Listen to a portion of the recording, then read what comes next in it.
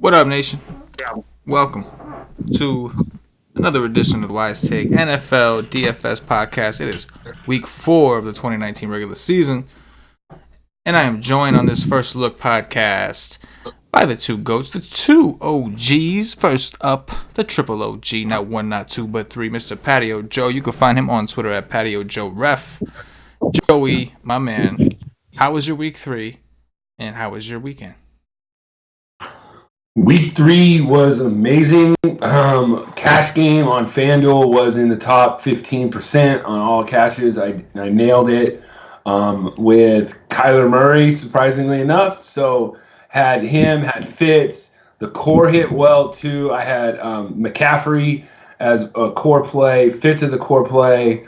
Then tight end, I went with Ertz. But that's the word. But then the play that kind of kept me up with, because I didn't have Mike Evans, but Tyler Lockett came through huge for me as one of my receivers also. And that put me over the edge. And it was awesome. So speaking of edging. Yeah, we know you like the edging. We know all about that. You informed us of that. We know Joey likes that edging though. Yes, sir. But yeah, and then I had four GBP lineups and I cashed 3 of those. So pretty good. All my 3 of my 4 GBP lineups cashed, and then the cash lineup hit. So I had a very good day. Your neighbor must hate you, bro. Cause you were doing thy dirty to thy neighbor, baby, in week 3. Neighbors hate you, Joe. Awesome though, awesome. Definitely was a great content week for you, and obviously a nice little a positive winning week for Patio Joey. Paulie, and for those of you that don't know, you can find Paulie on Twitter at Paulie with 8 D's. Paulie with D's, 8 of them.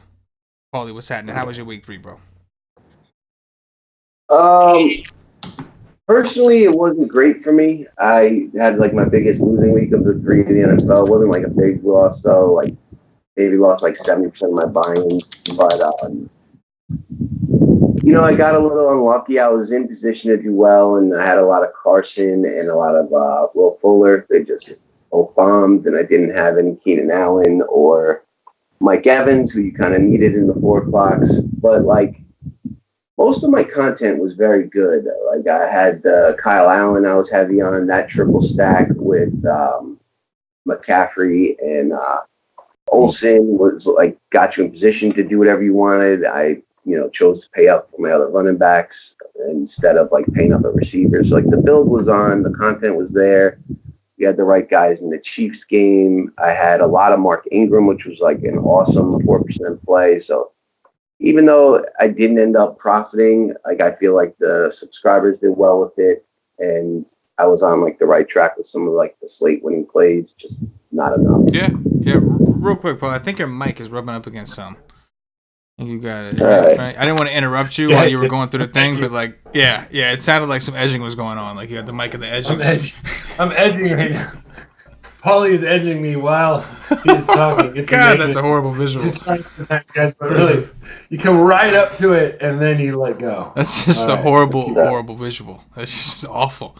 But yeah, Paulie, you definitely. I know there were a couple things you and I both whiffed on, like Carson, and that was like a lot of smart people in the industry on Carson. It just you fumbled, shit went wrong, but you were on a lot of like really slate breaking plays during the week. Even we talked about like you were bigger on Phillip Lindsay. I'd say I'm gonna play Gore, and you're like, why the hell would you want to play Gore? Why don't you just play Phillip Lindsay?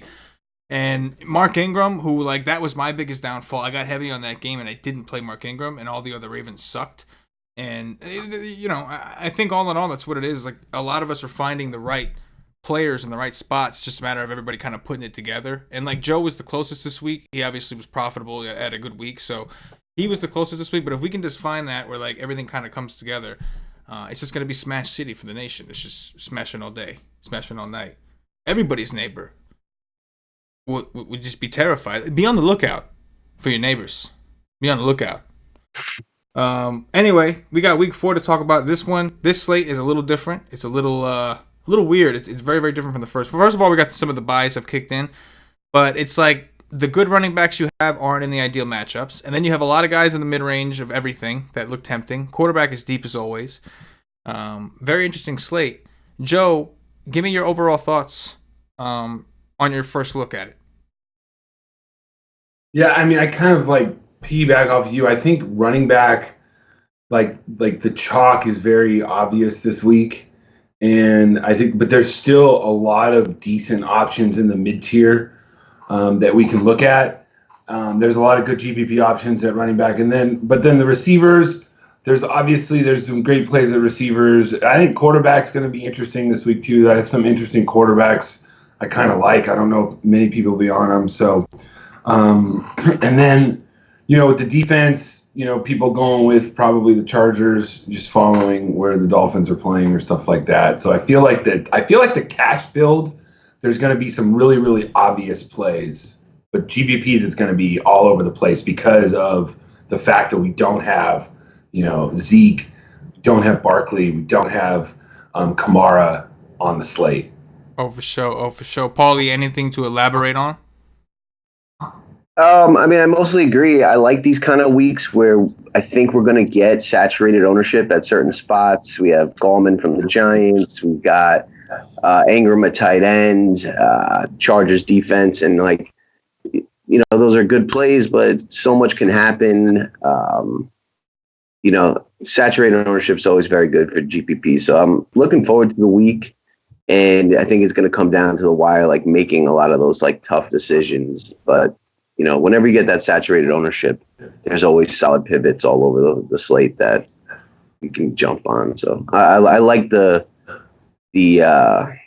direction the slate is heading in. Yeah, no, I definitely agree. I agree with you both. There's going to be certain chalk that's just going to be obvious, and the rest of it's kind of going to be a little more even and balanced. And I think, it comes down to just not making, trying to let other people make the mistakes, playing people in the good spots, and just kind of paying attention.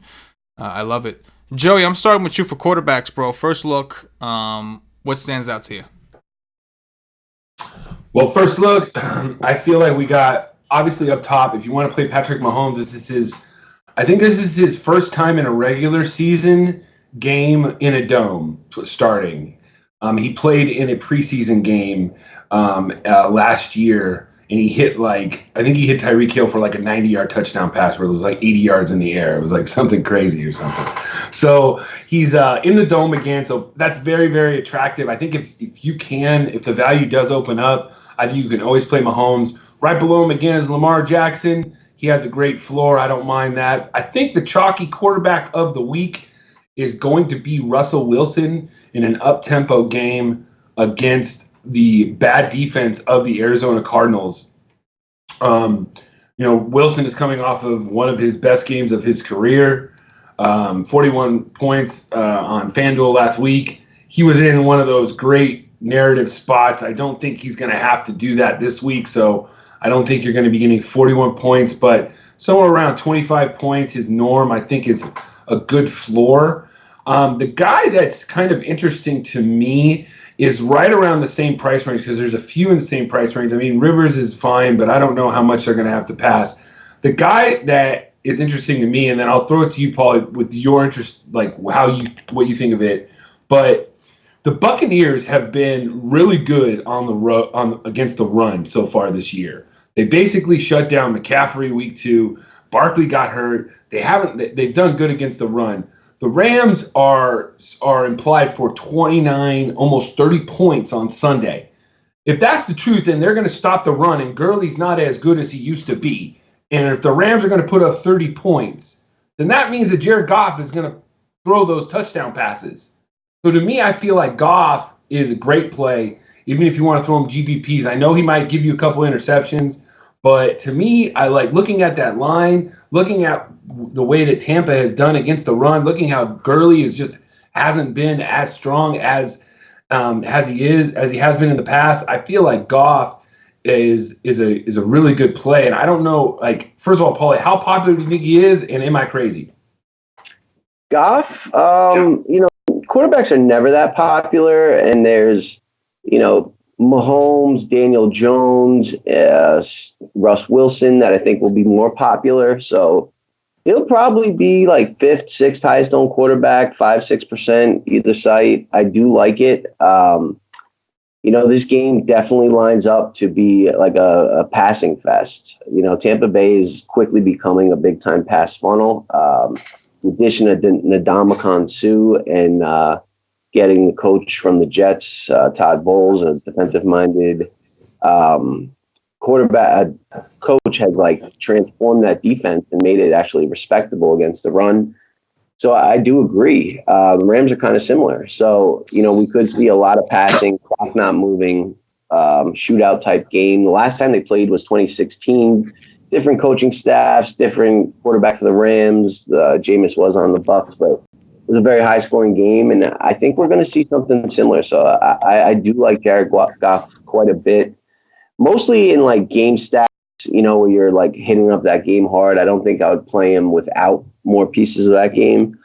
But yeah, he's one of the guys I got my eye on too. I'm into that. All right. Who else you like? Paulie? Yeah, Deshaun Watson, I think very like almost copy and paste what I just said about the Tampa Bay Rams game. I could see Houston, Carolina. If Carolina can keep up, turning into a shootout. Carolina is a pass funnel D, so like Watson should be forced to do it through the air. Houston has a hard time protecting Watson, so like there is potential that that sacked, fumbles, whatever, keeping Carolina in, maybe even Carolina having a lead. I like that game as well, and like don't think Deshaun at his price will get much ownership. Daniel Jones, I think you just gotta take a shot on after that game against the Redskins. I think that game has big time shootout potential. The total has risen quite a bit, and with no Saquon and the Redskins actually having a decent run D, I think he's gonna have to throw and run himself. So at 5,300, he feels like a bargain on DK. Lamar Jackson against Cleveland, bounce back spot for Baltimore at home. These teams are rivals. There's a lot of chit chat in the media already. Teams going back and forth. He's still like the X factor of that offense. Cleveland, I think, could hold Mark Ingram down and force him to do a little bit more. So he's another guy I don't think will get much ownership that I'm into. And then last, Case Keenum, as long as he does play, he is questionable, but expected to play. I just like that game a lot and expect kind of the Giants to lead and the Redskins to come from behind, but maybe vice versa. But just expect both teams to do most of their damage through the air. And at 4,900, with McLaurin, who's very cheap, with Vernon Davis, who's very cheap, with Chris Thompson, who's very cheap, a cheap stack like that will allow you to get some of the higher end running backs, receivers. So I do like Case Keenum as well. Yeah, I'm totally agree with a lot of things. Number one, I'll start with Mahomes doesn't play every week. That's obvious. I've seen ownership projections, him being the highest owned. I get it. And yes, I'll probably have some Mahomes shares. Lamar Jackson, great point, Paulie. This is a great bounce back spot against Cleveland, whose defense I think has looked a little suspect and has kind of gotten away with circumstance. For the most part, I think that Deshaun Watson is a phenomenal tournament play, but and the same thing to Joe's point with Goff. I agree with you completely. They're not using Gurley the way that they would be. So if they're not going to be effective on the ground and they are supposed to score these points and take this dramatic lead, it's going to be through the air. So I do like Goff as well, but I really my favorites as of right now are the two quarterbacks in that. I like Russell Wilson; he'll be popular, right? My two favorite quarterbacks for tournaments right now are the Washington Redskins and the Giants, like the Daniel Jones and Case Keenum. They're both really cheap. Daniel Jones, you get that rushing upside. I think Paulie makes a great point. Without Saquon, I don't think Godwin's going to be nearly as effective. Without Saquon, they're going to need Daniel Jones to really do a lot. And he may have to do more with his legs. And Case Keenum's just really cheap. Case Keenum is this year's Ryan Fitzpatrick from last year, right? Like he's going to have a bunch of turnovers, but he's going to throw constantly. He's throwing 30 to 40 times a game. And I think the Giants' offense is much improved. I expect both these teams to go back and forth. So I like those two quarterbacks for tournaments the most going into it. But it's deep, right? Like that's one consensus. Quarterback is deep once again. It's just super deep. Let me ask you something. Guys.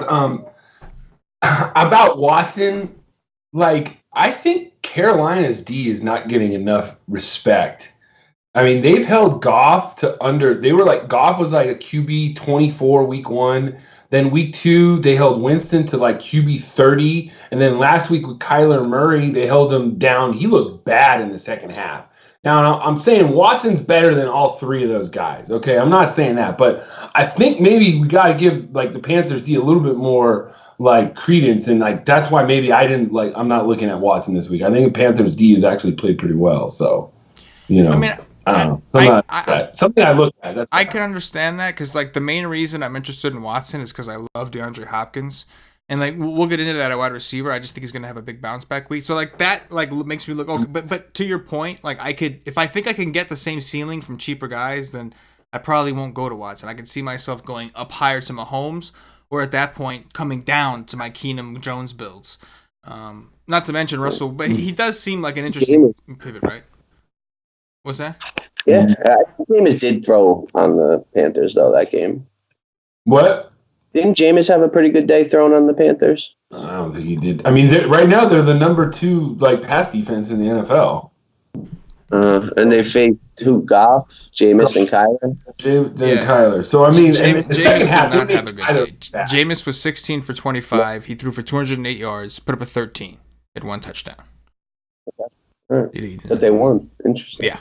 Yeah, they did. Thursday Night Football. They do have 8 first-round picks on their defense, so they could be better than people think. Yeah, it's interesting. I don't know. It's something to look at. That's all. Yeah, no. I can get behind that. It's hard. It is hard to click on Watson on DraftKings because he's $200 more than Russell Wilson, who is facing the team that's given up the most fantasy points to quarterbacks in the entire league. So it is tough, but for mass multi-entry situations, like it's a situation where he went nuts and you didn't have any, you'd be like, damn, like they didn't have any Deshaun Watson. You know what I'm saying? So as I understand it, but in reality, there are a lot of quarterbacks that I think probably make my list at least before him. From narrowing shit down, let's move over to running backs. Paulie, I'm gonna start with you this time, man. Talk to me about some running backs.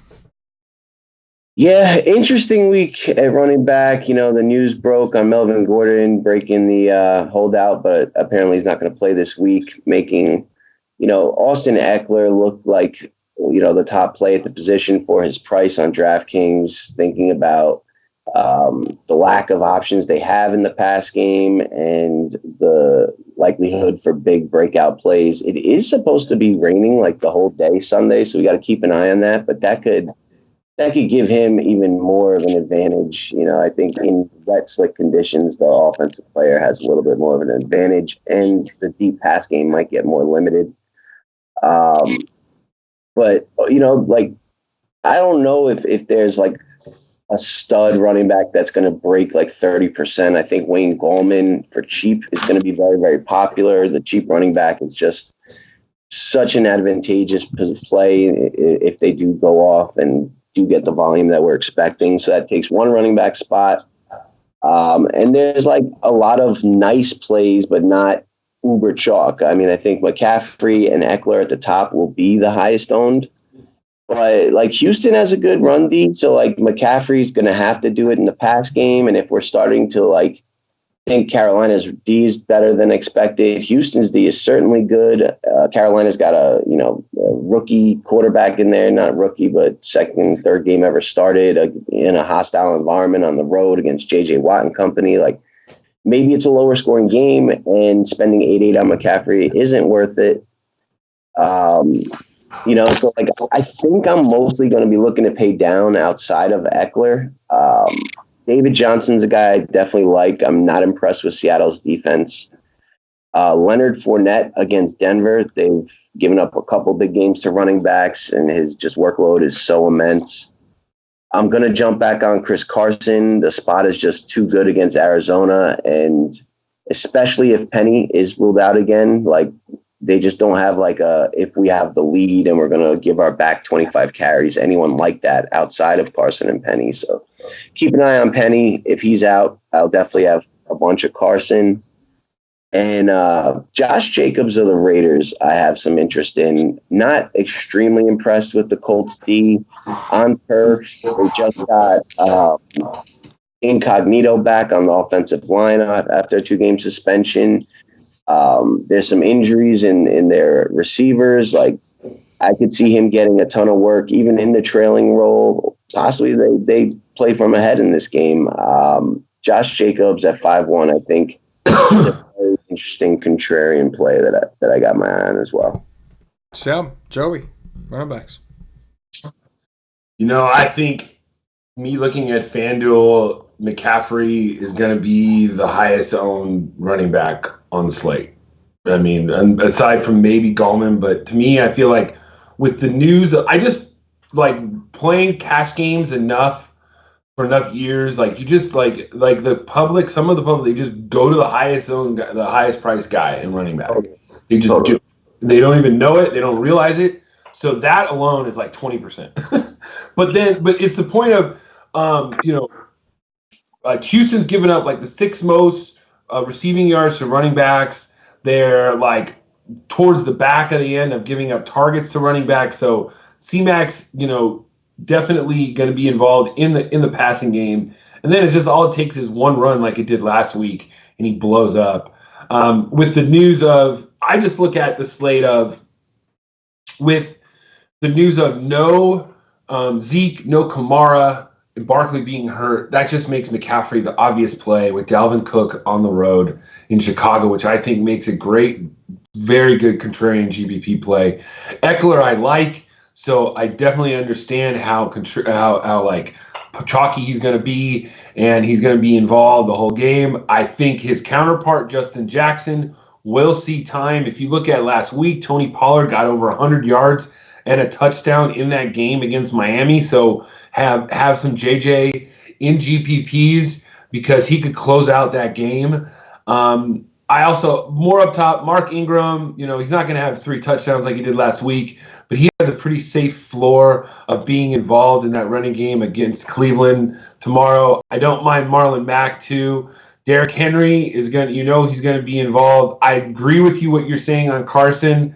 You can't be afraid to go back to him because he's fumbled. Like if the coach is going to start him and play him, especially with Rashard Penny out, you got to take a look at him. David Johnson scored a touchdown in his first 3 games. He just is not getting the volume.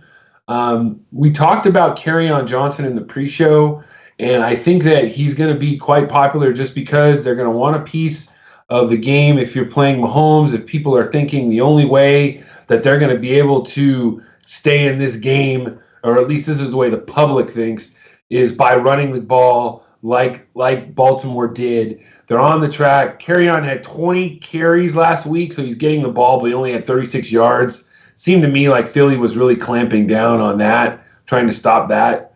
I'm going to have to look into Fournette a little bit. I get it with the volume, but he had 1 run last week. So it just doesn't, I'm not really feeling it. What? He had 1 run last week?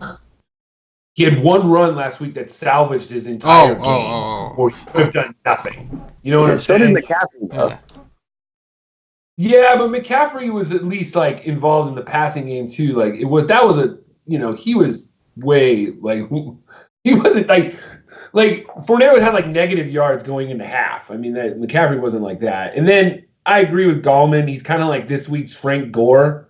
He's kind of on the same price, and he's going to fall into the end zone. Paul, let me tell you this. What is your thoughts on Darrell Williams if, we don't have McCoy out, if McCoy's out again, and then if the other Damian Williams is out? Damian and LaShawn are out. I think he's certainly in play, but I don't expect both to be out, possibly neither. Mm-hmm. Okay. That's all I got. Yeah, I think I think I'm on the same page with you guys for the most part. I think that McCaffrey I have interest in because he's like in the elite category, and there's really no one else. Like Dalvin Cook, maybe you can argue is coming to that point this season, and on a talent level, he's definitely there. It's just a durability issue, but he's got the toughest matchup on the board against the Bears, making him, like you guys said, an interesting tournament pivot. But as far as like optimal plays, like McCaffrey's like on that borderline. It's not necessarily the matchup. Not that it's a terrible matchup. Houston has been given, their defense has been bad, but it's been mostly the pass game that's been ruining them. And that's really what it comes down to. Are they going to use McCaffrey in the pass game? They didn't really have to last week because they played with the lead most of the time. McCaffrey only got like 4 catches. But if they're going to utilize him more in a potentially closer game, then I think that's going to raise, at least on DraftKings, that's going to raise McCaffrey's probability of putting up a big score. Eckler seems like the one that I feel comfortable with from that perspective. He's 8K. It's not terrible. Like, we're kind of already buying high, but this is this last week before Gordon starts to come back into this picture, right? And then we're going to see Justin Jackson. His snap counts will drop, and ultimately Eckler's will over time. So I think it's a good matchup against Miami. We know that Phillip Rivers likes to throw to his running backs. That's one of the reasons Gordon has been so effective over the last couple of years, because he gets a ton of targets. So I like Eckler for at least one more week against Miami. Chris Carson, I agree. I don't think that we need to worry. If you're not playing Russell Wilson, you're going to want Chris Carson, because one of those guys is doing the dirty. That's just what it is.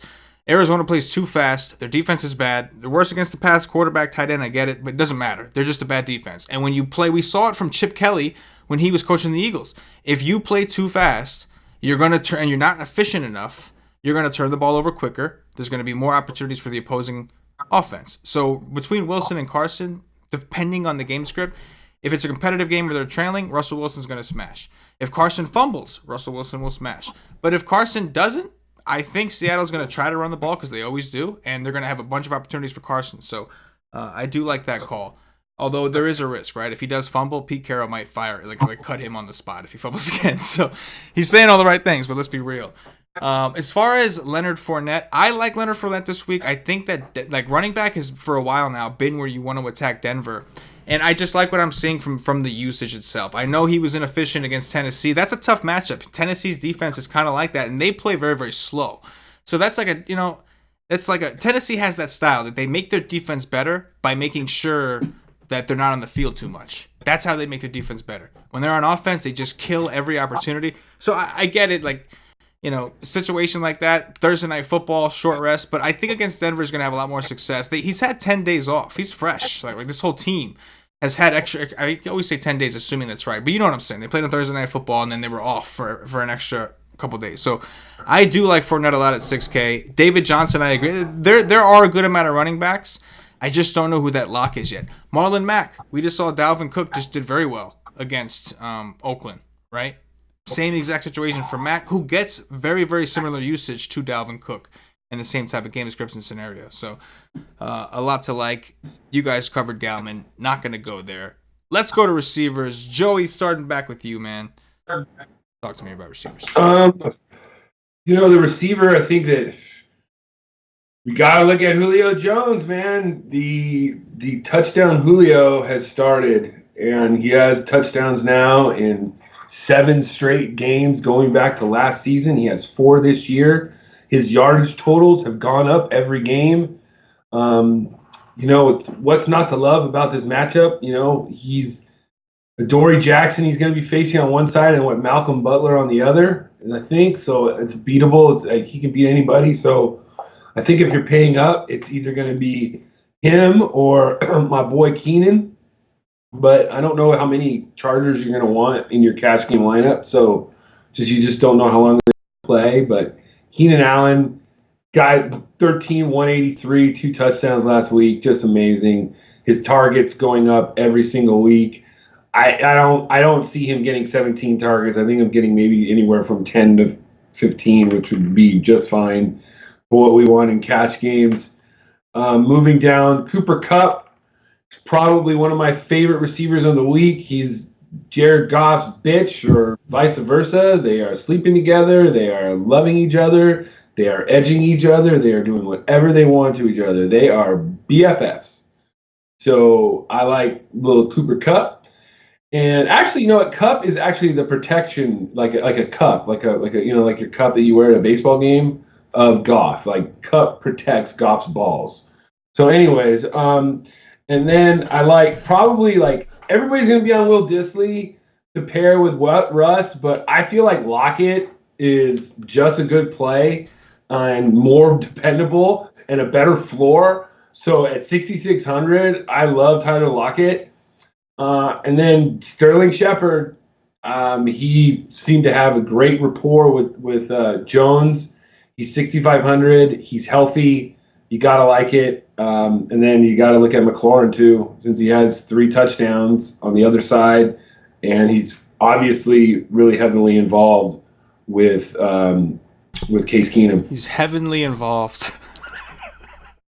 It is a heavenly thing. I agree. Heavenly. Oh, no, I'm with you, Joe. Paulie, what do you got? So the receiver I have like most interest in, I think he's kind of sneaky, just wildly underpriced, is Stephon Diggs. He's 5.5 on DraftKings. I envision the Bears leading the Vikings, needing to abandon the run because they can't get it going because their run game's been terrible against the stat. I mean, not the Vikings' run game's been terrible, but the Bears' run defense has been solid. And Diggs has great history against the Bears D. Meanwhile, Thielen doesn't. At 5.5, like no one's going to own him. I like that a lot. It's just way too cheap, and like you don't even need very much for that to really pay off. So that's like probably my favorite play at receiver. That's kind of contrarian. Love all the receivers in the Washington Giants game. They're all just so cheap. McLaurin, Trey Quinn, and Richardson. Shepard being my favorites. Yeah. Then, I mean, receivers so deep, so deep this week. Like every week, the Arizona receivers are in play. Fitzgerald and Kirk. They did just drop Crabtree, so you don't have to like worry about him kind of like stealing some touchdowns anymore. I think this is a really good spot for Odell Beckham. I expect Cleveland to fall behind to Baltimore, but not want to give up and throw a ton. Beckham could get a ton of targets. And Baltimore's secondary has not impressed me at all. So, like, I wouldn't be shocked if he was able to take a couple to the house. We got the Tampa Bay Rams game. Like, yeah, Cup's probably the favorite. I think Robert Woods shows up in big games. And then on the Tampa side, I noticed Godwin has a Q tag. If he doesn't play, then Evans will become very chalky. If he does, I like either one of those receivers. Seattle, you mentioned Lockett. I think this is a good DK Metcalf spot for cheap. Like he's up there in air yards. He's clearly the number 2 guy there, and they're just going to get so many opportunities. I think I named enough, but those are quite a few, and there's more you could talk about. I think you could. Hey, Paul, let me see. Diggs is 6,100 on FanDuel. And Fitz is 5,900. They just don't raise his price. Yeah, I know. It's kind of crazy. Like it's a cash game lock in some ways. He's going to get the volume, you know. Yeah. Yeah, you know, that's like a lot of these positions are deep. Wide receiver is like you can do a whole show just on wide receivers. At just every level. Lions. Yeah. The Charger, like it's loaded. Yeah. I mean, just to, I guess, talk about some of the guys you guys didn't touch so much on. Like, I think I mentioned before, I like D-Hop. I think if Nuke, I think this is a great bounce back spot for him. Even though he only got 7 targets against the Chargers, he was still the most targeted on his team. It just, the game was slower. It was just, I think Carolina's trying to play a little faster. Granted, maybe they slowed down a tick with this new quarterback in there, but that could have also been because they were leading for most of that game. But I think Carolina's game plan is to try to play a little bit faster, and I think that if Nuke has a big game, I think this game has the potential to somewhat shoot out, which makes me attracted to McCaffrey, even though I don't think it's a great matchup. But we know that Hopkins is relied on heavily by Deshaun Watson. I'd be totally fine with not even getting my exposure to Deshaun Watson by playing DeAndre Hopkins, and I really don't think his ownership is going to be too crazy. This is the second week in a row. He only got 8 and 7 targets, which is not what we're used to. Keenan Allen is getting the targets that we're used to D-Hop getting. But I do expect that trend to somewhat go back at some point. But yeah, there's just we talked about the Rams. Even with the quarterbacks, one guy I will mention, I think is, there's 2 guys I will go over. I'll go with number 1. I do like what's his name? Sammy Watkins. I like him going into Detroit. I just think that him in the dome on the turf, another game without Tyreek. The targets have been there. He's been the most targeted so far from the Chiefs ever since Tyreek Hill went down. Last week he had 8 targets along with Travis Kelce. They were the 2 highest targeted on the team. So I do like Sammy Watkins for a bounce back. I also like Hollywood Brown, man. The targets have been solid, right? Like volume hasn't been the issue with him. It's been the connection. And I think Lamar Jackson is going to have a bounce back game. I think he's going to be at home. I think he'll be a little more comfortable.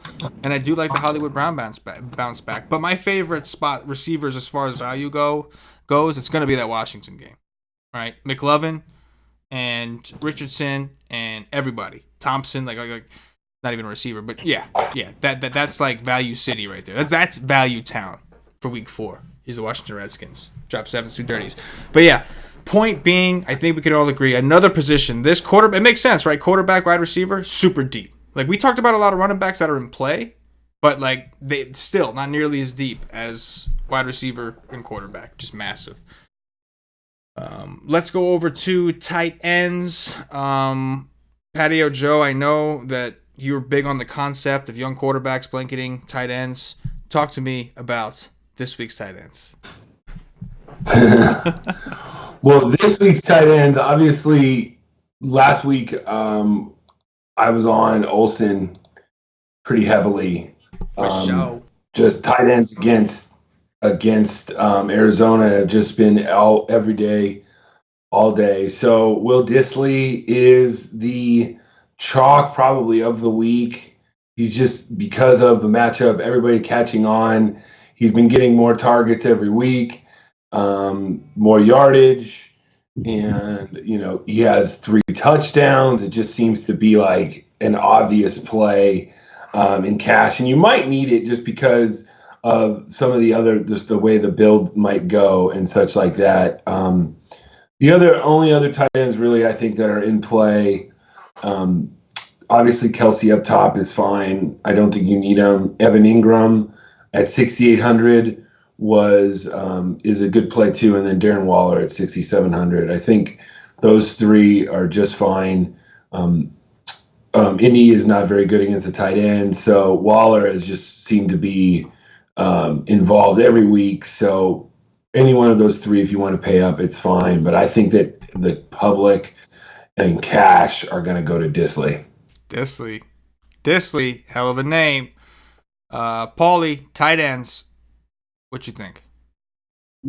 So on DraftKings, I think Ingram's going to be the chalk at tight end. I know like there is some talk about Dissly and what tight ends have done to Arizona, but like Ingram with no Barkley, he's getting a minimum of 8 targets, upwards of 14. He's had 2 out of 3 games over 100 yards, a touchdown in 2 out of 3 games. Like on DK, I think he becomes the chalk at tight end with Barkley out.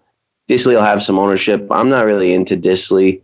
I like Ingram. I like Greg Olsen as long as he's playing. I do like the Darren Waller call. Mark Andrews against Cleveland as long as he's healthy. And OJ Howard is 3.9 on DraftKings. If Godwin gets ruled out, he should get some ownership. If not, like I'll take a ton of shares of him at low ownership. But even if Godwin plays, like we all kind of like that game to be high scoring, I could see Howard actually doing the dirt at a very, very cheap price. And he's owned the snaps there. It's like not even close between him and the backup. Great. Yeah. Great. Yeah. Dirty doing.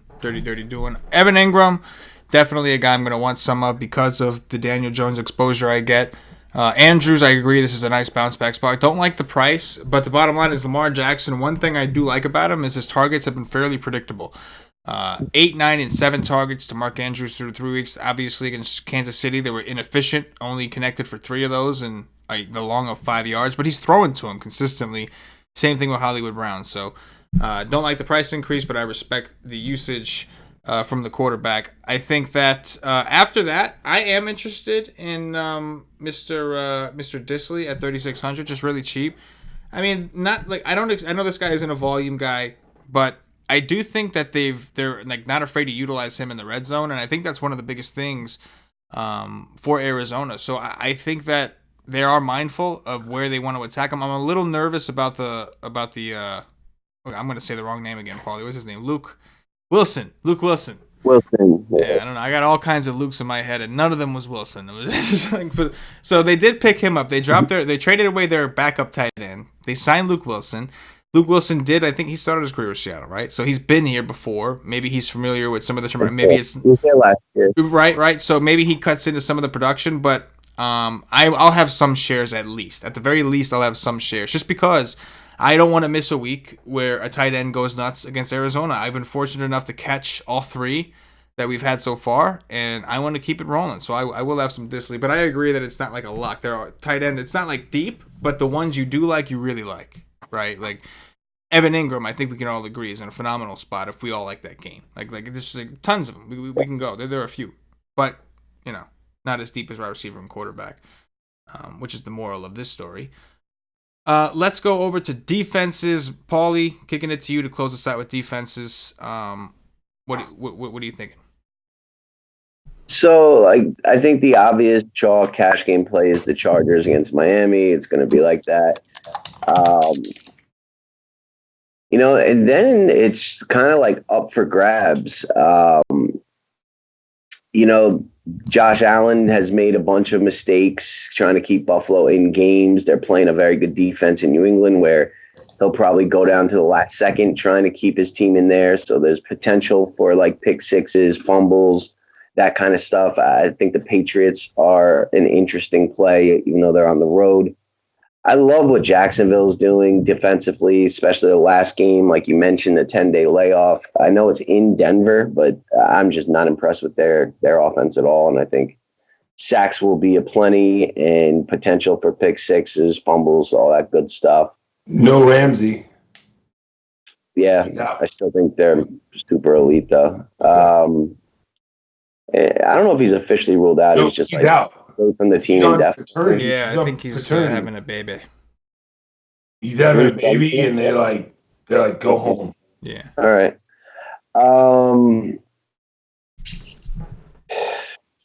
Baltimore. I don't love their D, but I think that the Browns could fall behind, could do a lot of desperation stuff late in the game, a lot of throws like into coverage, and they still do have a good run D and pass rush. Houston against the rookie D at home, J.J. Watt bringing the heat. I know he had a good game against Arizona, but this is a whole different world. Those are probably the defenses I have most interest in at this point. But you can make cases for a lot more. It's very wide open. There's none that really jump off the page besides the Chargers. Doing dirties. Joey, talk to me about your Chargers and the rest of the defenses. Obviously, if you can fit them in at 5,300, go ahead. I don't know if you can, if you want to. Just to remember, the Chargers haven't won in Miami since 1982, everybody. That is 37 years ago. Just want everybody to know that. So for some reason, the Chargers play weird down there. So if they don't win or something weird happens, everybody be like, oh, Patio Joe said. Yeah. But, the defense, there's a couple defenses that I'm looking at is the Los Angeles Rams at home against Jameis, who's very, very, very interception prone, and there's not much of a run game, so he's going to be passing. And if Chris Godwin's out, Aaron Donald's just going to pin his ears back and just basically rip off, Winston and hold his head right to him, as somebody said in the chat. It was kind of funny. I also don't mind as maybe lower as a GBP play is the Falcons D. They're facing Tennessee. Marcus Mariota has been sacked 17 times in the first 3 games. So if you're liking sacks and stuff like that, that might be a way to go. But, Joey likes sacks. Yep, I do. And then that's pretty much it. I don't mind Carolina also with that D. We know that Watson can take a lot of sacks also. But yeah, that's it. Yep. Joey loves that Carolina D. Hit him up. Carolina got that good D. I'm with you guys. I defenses, at the end of the day, do they matter? I'm just kidding. I know to a degree they matter, but definitely high variance. And I think that you do the dirty, find the team you like the most, and then pick the defense you can fucking stomach.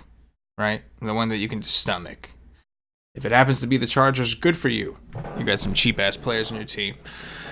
All right, guys. So hey, there's a lot of people watching on the YouTube live, so if you guys have questions, throw them in the chat. We'll answer those real quick. We're going to do our 2 touchdown calls, right? And then we will, don't forget, if you want more NFL content, to check us out at wisec.com. That's where you can find our final takes. This is obviously a first look show. We're kind of just picking each other's brains and just talking about the slate. But Joe Joe has an article covering cash games.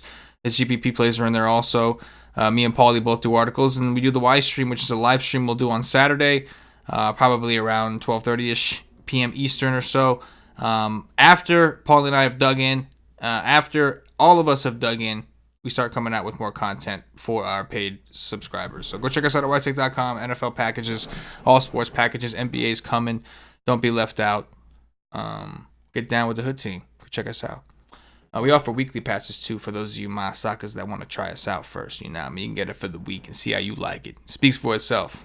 Get it. You'll be in the Slack chat. Only thing you don't get Slack chat you don't get with the weeklies. You gotta be a monthly membership or higher. But recommend try the content out. You'll do dirties, and then you'll be coming into the Slack chat, and we'll make you a better DFS player. That's how this works. So this whole thing works. Very simple. 2 touchdown calls. Joey. 2 touchdown is going to be Cooper Kupp. Paulie. Stephon Diggs. I like it, and I'm going to go with DeAndre Hopkins. Nuke, baby. Let's do it. So, just a couple questions here in the live YouTube chat, starting with our boy Chris here. This one's for you, Joe, specifically. FanDuel player here. Thoughts on Chris Thompson for value, FanDuel 5,300? I think it's fine. I think he's way more of a DK play just because he's, it's a full PPR site, so he'd have to score a touchdown. But he was getting more carries on Monday night's game if you watched it. So I'm okay with it. I'm just not, I'm not in love with it, but he did get 7 rushing attempts. So if he gets a little bit there, he gets 4. I mean, I'm not bad. I mean, he did do 2.5x, so it ain't bad. I do maybe 3 or 4x in one night. So me, but not everybody can always do that. Get down. Uh-huh. Steve Samso, this one's for both of you guys. Steve Samso says, how about some Trey Burton? Talk about tight ends. Burton is back in the building. Yeah, me and TK did talk about that earlier. I do like him at his price. We'll see, what emerges. If Godwin were to get ruled out, I don't even know if that's close. I just know he has a Q tag. We've got Delaney Walker, Mark Andrews, and Greg Olsen with Q tags. So if we lose a few of those, then I think he'd become more interesting. And certainly at 3-8 against Minnesota, it's definitely viable. I do think he's going to become more and more involved in that offense. But they do have a handful of weapons that could steal the show, that slot receiver did on Monday night. What's his name? Gabriel. It's you don't know who's going to get it, but at 3-8 on DK, I think he's totally fine, especially if we lose Walker or Olsen or Andrews, and we need to add a few players to the pool. Question for Paulie from our boy Wisco DFS. Wisco, what's up, bro? Paulie, did you go tanning? No. Gotta love Wisco. Last question, and we'll get up out of here, is from Louis. Which Giants receiver do you like? Yeah, that's a good question. Redskins do have the one shutdown corner. Josh Norman. Yeah, Josh Norman. We have Cody Latimer and Benny Fowler with Q tags and Russell Shepard. So I've got to see how much Shepard has run out of the slot, but he's the obvious. And then it depends who's around. Cody Latimer would be my second favorite, and then Darius Slayton. But we'll see who plays, who doesn't. Doing dirties, dropping them. All right, that's going to do it for week 4 of the Wise Take NFL DFS podcast. Don't forget to rock with us, wisetake.com. Come find out what we end up on after we are finished digging in come Saturday. So come check us out, all the kinds of packages. We'll get some closing thoughts, and then we'll get up out of here. If you're watching on YouTube, please click that thumbs up, that like button, subscribe to the channel. If you're watching us on If you're listening to us on Podbean or iTunes, give us some 5-star reviews, help us up those charts. And on YouTube is really where it's at. If you are watching us on YouTube, make sure you subscribe with notifications bell. We do a lot of content, especially for NFL, but NBA is coming. We're going to do daily content for that as well, and you're going to want to get notified when we put these things out. So do the dirty before the dirty is done to you, as they say. Joe, anything in closing before we get out of here? Chargers haven't won in Miami since 1982. Wonderful closing thoughts as everybody sweats out their survival pick this week.